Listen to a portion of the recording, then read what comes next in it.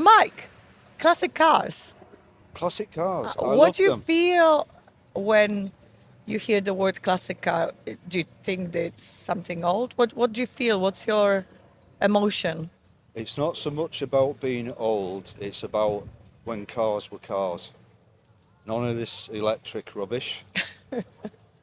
It's all about when cars were cars, no driver assistance, no nothing. You just drove. You basically had to have skills. Yes, you had to have Yes. Now you skills. don't need skills. Everything can be done for you. Yeah, I mean, Yes. take a Tesla, you don't even need your hands on the steering wheel anymore, apparently, with the lane assist and stuff I like guess that. it's the same thing as using calculator at the maths test, right? These days you can use calculator before you had to actually calculate in your head. So Yeah. the skills. So do you think that people are losing skills? I, Do you think it's important to have the skills with the help of technology and in AI? I mean, what is it that we're crying over? I mean, we've got to move on, right? We used yeah, to ride horses. we've got to evolve, but I think when it comes to drivers, all the modern technology and AI doesn't shape a driver. You still need the basic skills and know how a car works, how to drive it. I mean, take it to the basics like a go-kart. It takes a lot of skills, although it's just four wheels and an engine. It takes a lot of skills to race a go-kart, to actually drive it properly. Whereas if you compare that to a car with all the AI and stuff in it now, all you really have to do is touch the accelerator. That, Oh, I'm, you don't have to do that anymore, apparently. apparently Yeah, we've not. we've tried it the other day, and Yeah. the car brakes, the car drives, the car follows Yeah. the driver in front, so you don't have to do that. I think you just put the music on and relax. Yeah, I think that's it. I think classic cars is bringing the nostalgia back. It's where cars were cars, like you said. When you had the good old tape recorder where you Yeah, pushed in and it got stuck, and you had to use pencil to rewind it. I think there's some roughness and rawness about it that you can't replace. And I think that's what's missing these days. I mean, you've got the Chinese flooding the market with amazing products, but they're not the same. no, It's not the same. I found in my drawer the other day, I love to collect, I'm a hoarder and I love to collect electronics. I have just about every phone that I owned in my life, from Nokia's, Ericsson's. My favorite ones were the Nokias. And then, of course, I went into Virtues. So I found my Virtue phone the other day, and it brought some nostalgia. And I thought, you know what? Why not? Do I need all these emails? Do I need WhatsApp? I just want people to call me. I don't want people to WhatsApp me. I don't want to give them an easy option. Speak to me.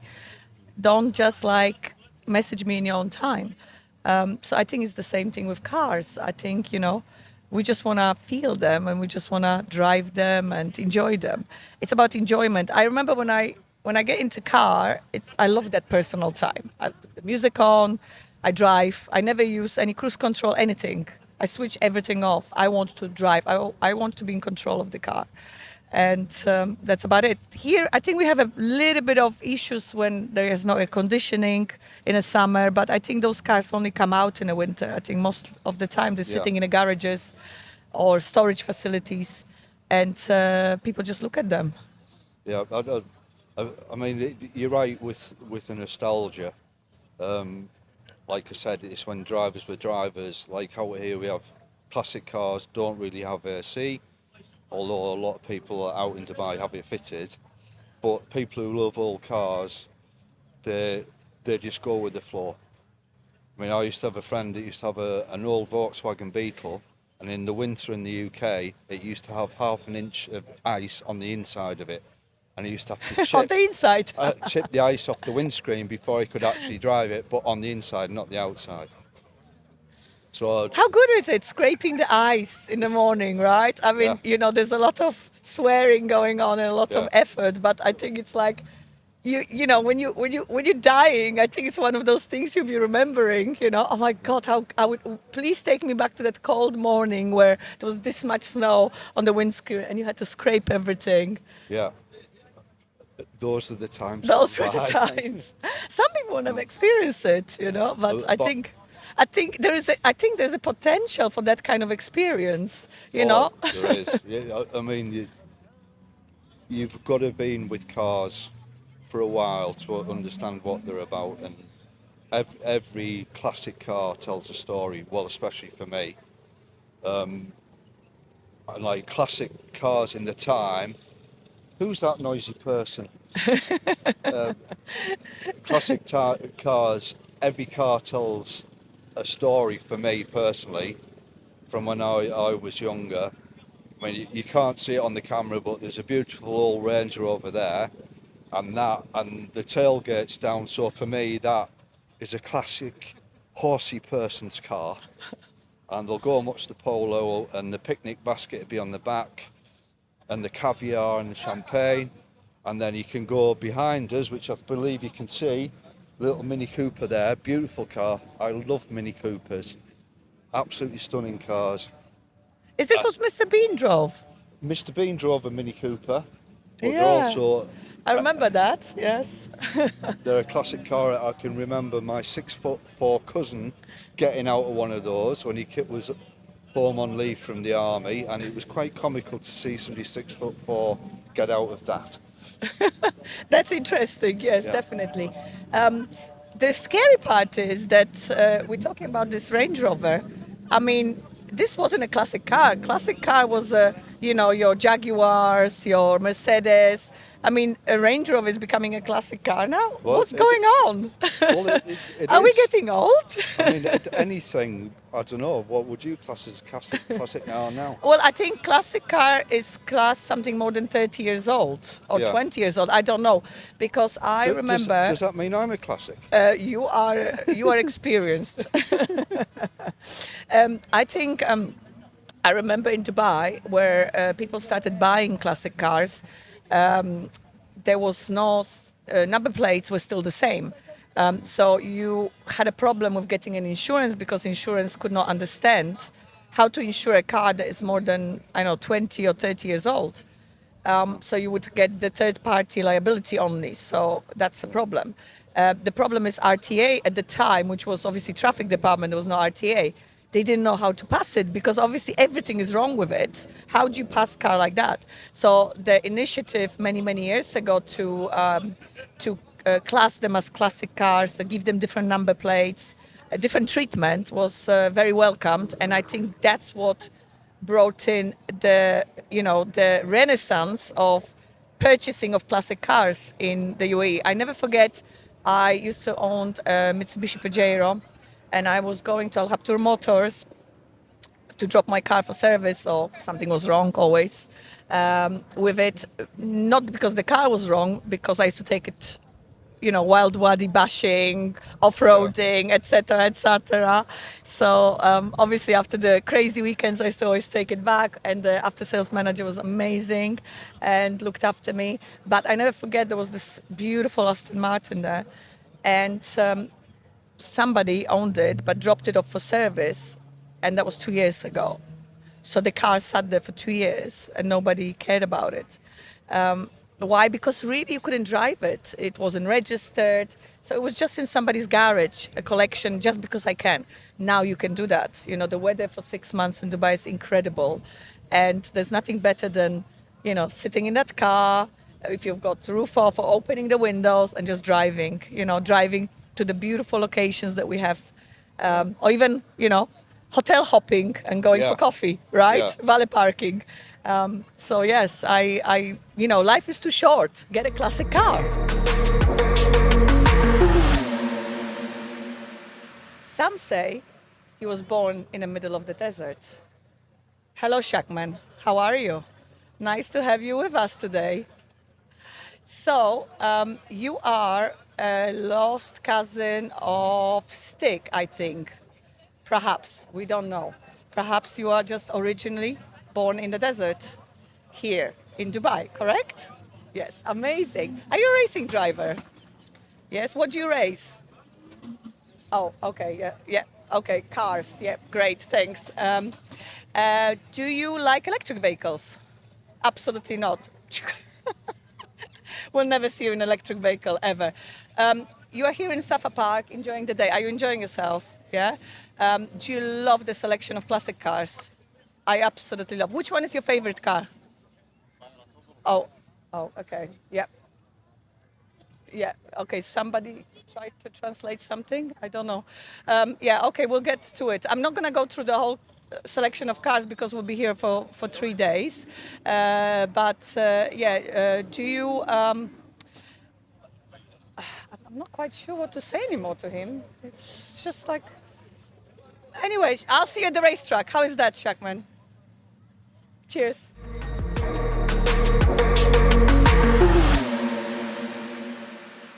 We've got a very special guest with me today, Mr. Bob Laishley. He's the CEO of Caterham.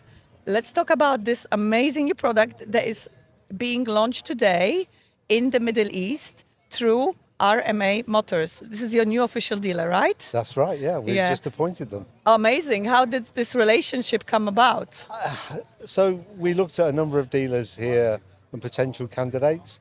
Actually, I met Arthur 2 or 3 years ago. I lived here for 2 years and we met each other then, and I asked the guys in the office to talk to Arthur and they all hit off, and Arthur's doing a brilliant job of launching the brand. So finally we decided to go with Arthur, which is great. Amazing. RMA do a wonderful job in DIP1. They're really pleased with their efforts so far. But it's not only about selling cars, it's about lifestyle, it's about racing. Can you tell me what are the plans for the Middle East or for, at the moment, UAE? So maybe if we start with Europe, in the UK we have about 200 competitors racing weekends in our own series, and there are a number of competitor events as well.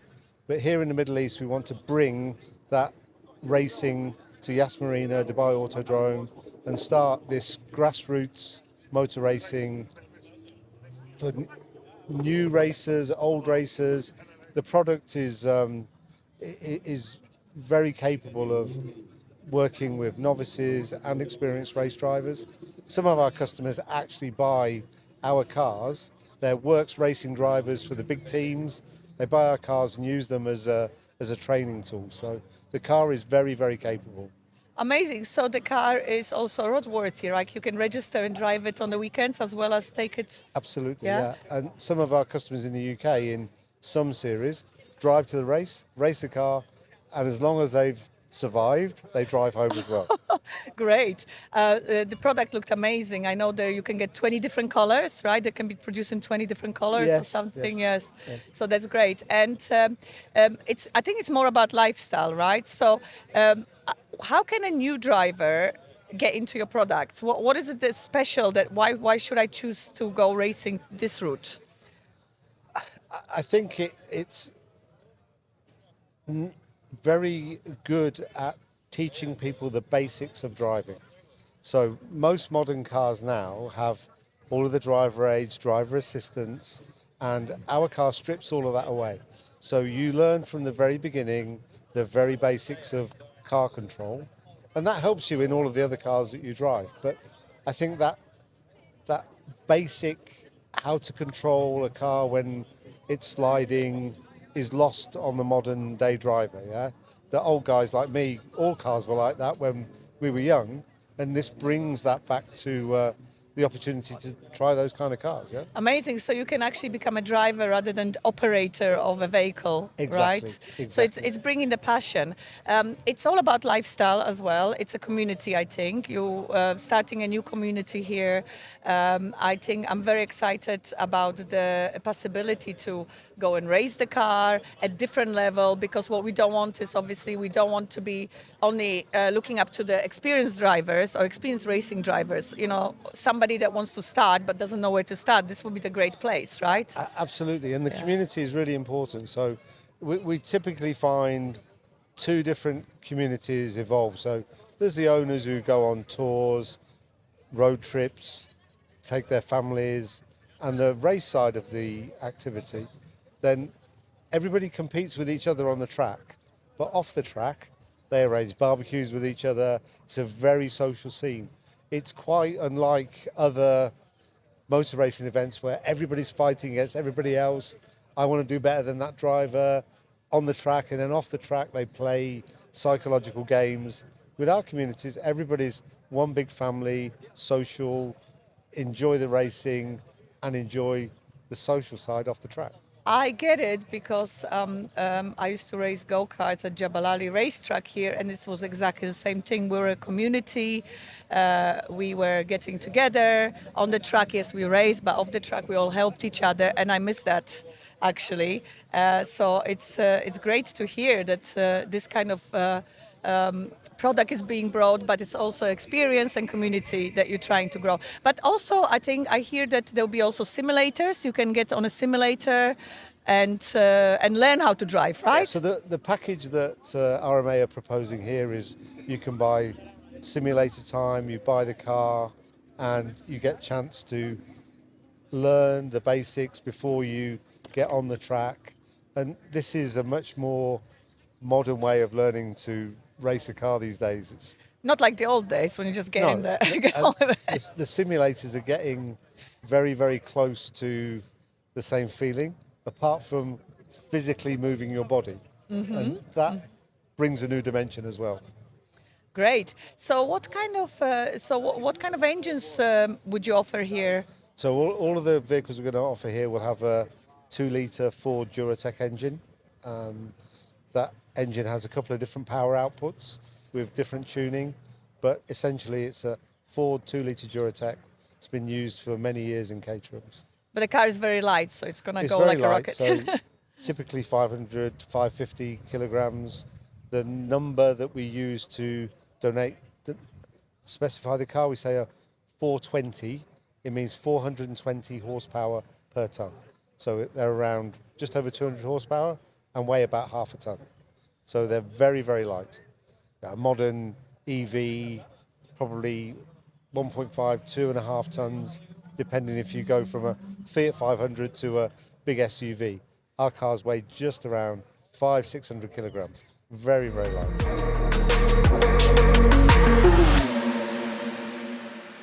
I'm here with Ralph Jenna, Global Head of Sales for Caterham. Thank you for coming and speaking to me. You're more than welcome. You came all the way from UK. Correct. Right? Yes. And can you tell me all about the products that you're offering? Absolutely. Yeah. So we're here with Caterham, and we've been building the Caterham 7 since 1973.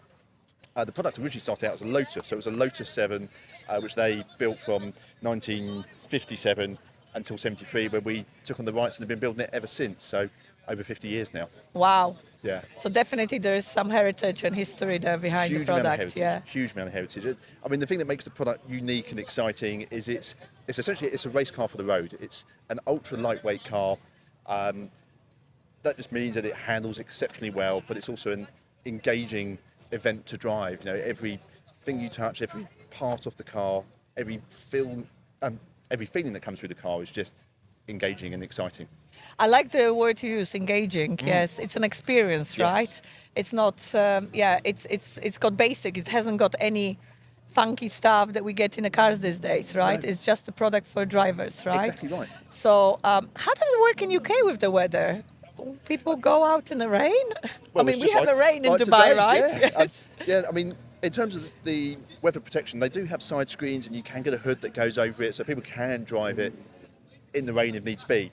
Obviously, they come into their own when it's a nice sunny day, and you can go out and just have an exciting drive. But yeah, absolutely fine in the rain if needs be. And which racetracks do you use in UK? In the UK, we race all over. We're very fortunate. We've got many tracks available to us. So our race series most years will be at Silverstone. Oh, even Silverstone, yes. Silverstone, Brands Hatch, Netterton, Donington. Every circuit across the UK, we end up at some point, and we mix it up from year on year. Okay, great. You must have brought the weather with you Yeah, because it's raining, but it's a very apologies, pleasant yeah. rain, right? It's a warm rain. Yeah, it's nice. It's nice. Great. So I hear some exciting news. I think you've relocated to a new factory, right? Correct. Yes. Yeah. So what's the plan? What's the plans for Caterham? Yeah, exactly. Well, it's really exciting news. You know, we've been hampered for many years where we had our old factory, which was in Dartford in Kent, and we were able to produce up to 500 cars a year. And we've been able to sell many more cars than that, but haven't been able to produce them. So we haven't appointed new dealers and bits and pieces along those lines. However, now we've opened up a new factory just last year, so we've been in there about 10 months now. So it's a brand new factory, purposely designed to build the E7, and it's a fantastic facility that not only allows us to increase production, but it's also a much better environment for building cars. And it also allows us to do factory tours and other experiences at the factory, so people can see the cars. Oh, amazing. I look forward to going and having a it's look. Yeah. really exciting development for us.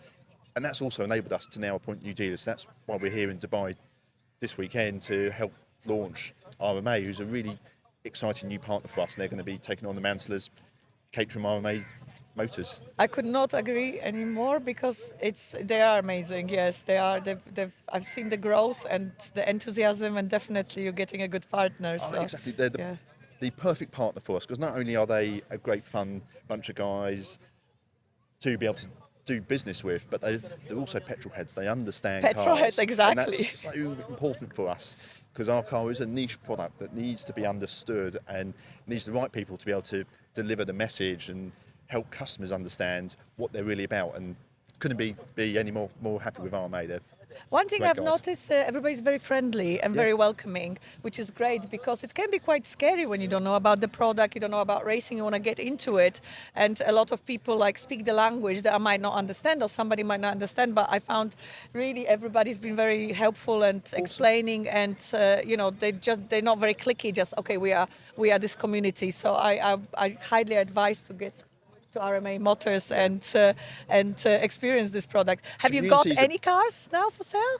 Yes. So they've got 2 cars here. There's more cars which are on their way, and they'll be getting them later in the year. But yeah, I mean, community is such an important part of what we do, and in every territory we operate, the community of owners and equally just people that are interested in cars love it, and they really get on with it. And I've seen a lot element. of different people, different nationalities. There was a Turkish gentleman, there was a German gentleman coming with their sons, with the new generation of drivers. So it's not only British, it's not only English, it's just worldwide, right? Yeah, exactly. They're very different to any other cars, but they're also very recognisable, and I think people understand that, and just they're curious about it. If they don't know what it is, they're curious. They want to know about it. And Yes. Do you have to wear gloves when you drive it? don't need to. You don't have no, to. not at all.